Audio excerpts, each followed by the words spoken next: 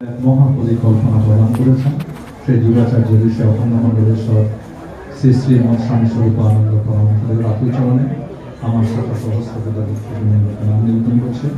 মঠগুলোর সাথে অভেদ জ্ঞানে জগতের সকল সৎগুরু শ্রী চরণ কমলে আমার শ্রদ্ধা প্রতিজ্ঞা জানাচ্ছি।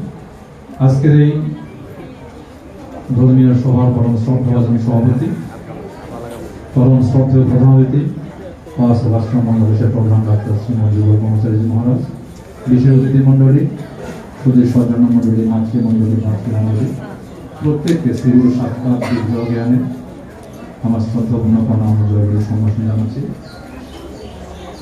আজকে একটি বাণী দিয়েই গুরুদেবের গঙ্গার জলে গঙ্গা পূজা করার মতো বক্তব্য শুরু করছি এবং শেষ করছি। সেটি হচ্ছে প্রাণান্ত গুরুদেব বলেছেন, পরহিতার্থে আত্মসংশোধন।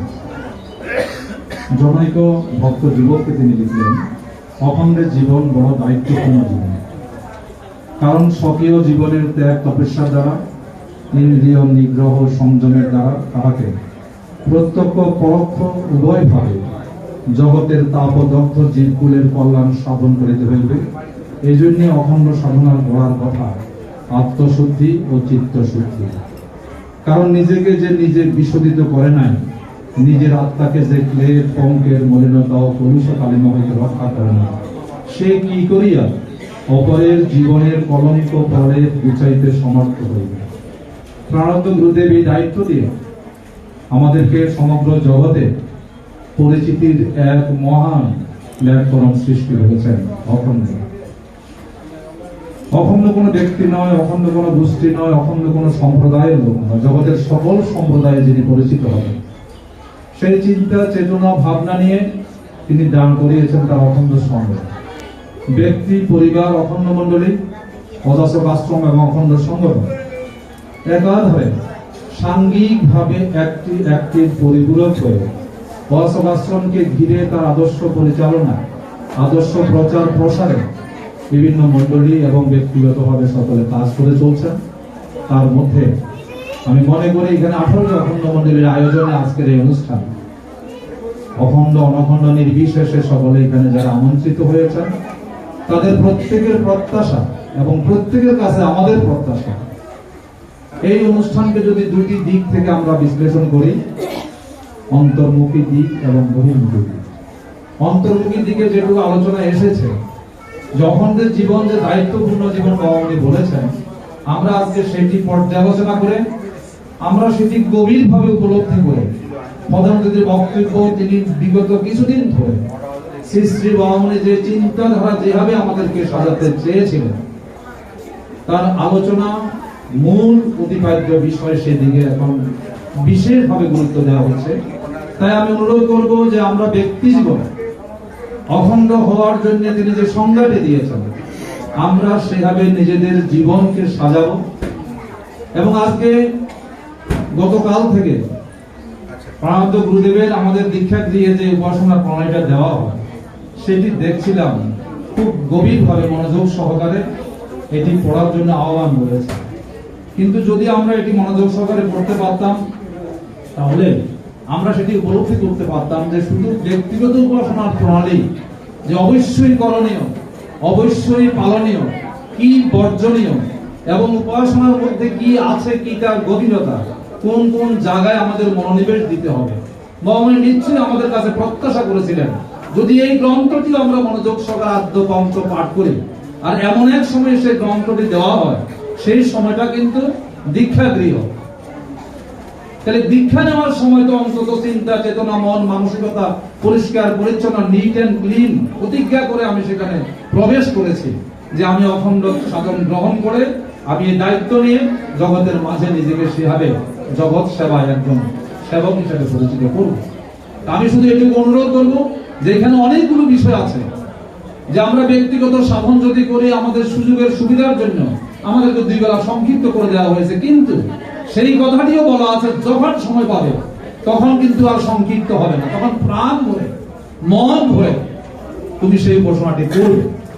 এভাবে এমন কিছু বিষয়ের ইঙ্গিত দেওয়া আছে যে সেই ব্যক্তিগত উপাসনা যদি আমি মনোনিবেশ করি, তাইলে আমার ত্যাগের শিউলি ফুল ফুটবে, আমি ত্যাগী জীবন যাপন করা, অর্থাৎ আমার যে জীবনের উদ্দেশ্য আত্মদান অথবা ফলদান, আমাকে কিছুটা দিতে হবে, কারণ জীবন দানের খেলাই শ্রেষ্ঠ খেলা বাবা উনি বলেছেন। কিন্তু এই জীবন দানের খেলা অংশগ্রহণ করতে গিয়ে বাবা উনি আমাদেরকে কতটুকু সহযোগিতা করছেন। তিনি 4 বেলা উপাসনার কথা সকলে বলেছেন, 4 বেলা উপাসনার বিধান দিয়ে তিনি তার বাণীতে বলে দিয়েছেন যে আমি 4 বেলা তোমাদের দ্বারে আসবো।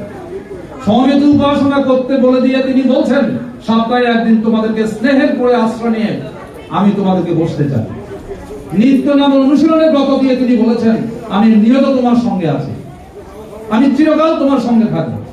তারপর তিনি বলেছেন তোমরাই আমার বাসগৃহ, আমার আলাদা কোনো বাসগৃহ নেই। তাহলে একইভাবে তিনি আমাদেরকে প্রেরণা যোগানো নয়, শুধু আমাদের সাথে থেকেও যদি আজকে আমরা সেটি উপলব্ধি করতে না পারি, আর আমরা ব্যক্তিগত উপাসনা, সমবেত উপাসনা, আমরা যখন নাম জপ করি তখন আমরা সংকল্প করি ওম জগন মঙ্গলম ভবামি, আর মায়েরা বলে জগন মঙ্গলাম ভবামি, আমি জগতের মঙ্গলকারী হচ্ছি, আমি জগতের মঙ্গলকারিণী হচ্ছি। আজকে রামকৃষ্ণ মিশনের যে দাদা, তিনি সাধারণ সম্পাদক, এমন ভাবে বক্তব্য দিয়েছেন বুঝতেই পারি নাই যে তিনি আসলে অখণ্ড সাধক হিসেবে বক্তব্য দিচ্ছেন না রামকৃষ্ণ মিশনের দায়িত্বপূর্ণ অবস্থায় বক্তব্য দিচ্ছেন। একাকার হয়ে গেছেন, এত মর্মে মর্মে তিনি উপলব্ধি করেছেন। আজকে আশ্রম প্রদানের বিষয় তিনি দু একটি কথা বলেছেন, স্বরূপানন্দের বিষয় দু একটি কথা বলেছেন, কিন্তু তিনি আমাদেরকে দেখে যদি সহায় সমাধানে বলতে পারতেন যে স্বরূপানন্দ যাদেরকে চেয়েছেন এখানে এসে তাদেরকেই দর্শন করে আমি প্রীত হলাম। আজকে সেই অন্তর্মুখী দিকটা হচ্ছে আমরা 18টা অখণ্ড মণ্ডলী, আমরা আশ্রম থেকে যারা এসেছি প্লাস অন্যান্য যারা বিভিন্ন নোয়াখালী থেকে এসেছে, চট্টগ্রাম থেকে এসে সবাই মিলে আজকে এই উৎসবে ঘোষণা দিতে আমরা এসেছি যে বাবামণি যেভাবে চেয়েছেন, যে বক্তব্যগুলো এসেছে আমরা সেভাবে নিজেদের জীবন গড়তে পারি নাই, কিন্তু আজকে প্রতিজ্ঞা করলাম যে আমরা ভবিষ্যতে সেভাবে জীবনকে সাজাবো। কারণ আমাদের যে ফুল বিল্লপত্র ঠাকুরের চরণে দেই, এই ফুল নেওয়ার অর্থই হচ্ছে ফুলের মতো সুন্দর, পূত, পবিত্র, নিষ্কলুষ, বিশুদ্ধ জীবন নিয়ে ভগবত চরণে তুমি যাবে। তারপর ভগবত চরণে গিয়ে একলা আমি মুক্ত হতে চাই না প্রাণনাথ আমায় তুমি যুক্ত করো বিশ্বজন আশা। একা একা মুক্তির সাধনা আমাদের নয়, তাই সবল্য মুক্তি হচ্ছে আমাদের।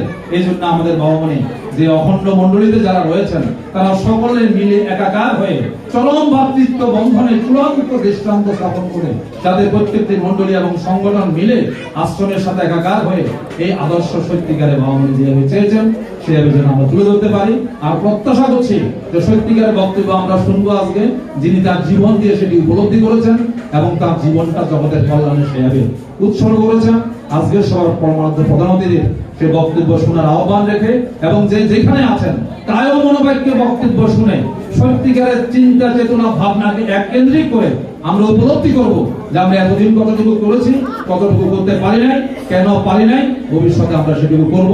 এই প্রতিশ্রুতি সকলের সাথে আমিও দিয়ে শেষ করছি এবং এটি প্রত্যাশা করছি। ধন্যবাদ।